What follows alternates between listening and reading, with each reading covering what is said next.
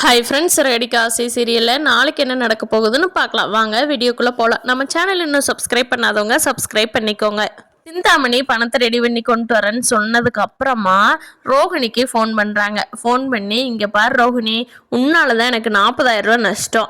40,000மா? அது இல்லாமல் இந்த 20,000 நஷ்டம். அதுவும் கூட போனால் போட்டு ஏன் போட்டிக்காக பண்ணினேன். இந்த 40,000 மரியாதையை கொண்டு வந்து கொடுத்துரு ரோஹிணி அப்படிங்கிறாங்க. அதுக்கு ரோஹிணி, நான் உங்ககிட்ட சொன்னேன், அவ்வளோதான், பண்ணினதெல்லாம் நீங்கள் தான், நான் தான் இதை பண்ண சொன்னேங்கிறதுக்கு எந்த ப்ரூஃபும் இல்லை. அதனால் என்னாலெல்லாம் பணத்தை கொடுக்க முடியாது, எனக்கு ரொம்ப கஷ்டம், அதனால பணத்தையெல்லாம் கொடுக்க முடியாது அப்படிங்கிறாங்க ரோஹிணி.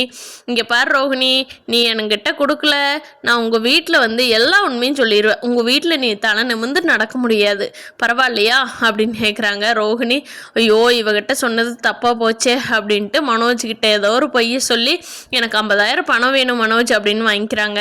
வாங்கி கொண்டு போய் அதை வந்து சிந்தாமணி கிட்ட கொடுத்துட்றாங்க. சிந்தாமணி போய் முத்துக்கிட்ட கொடுத்துட்றாங்க அமௌண்ட்டை. ரோஹிணி பண்ணுற கூத்துல ஒரு நாள் கிறிஷே உண்மையெல்லாம் சொல்ல போகிறான் மீனா முத்துக்கிட்ட.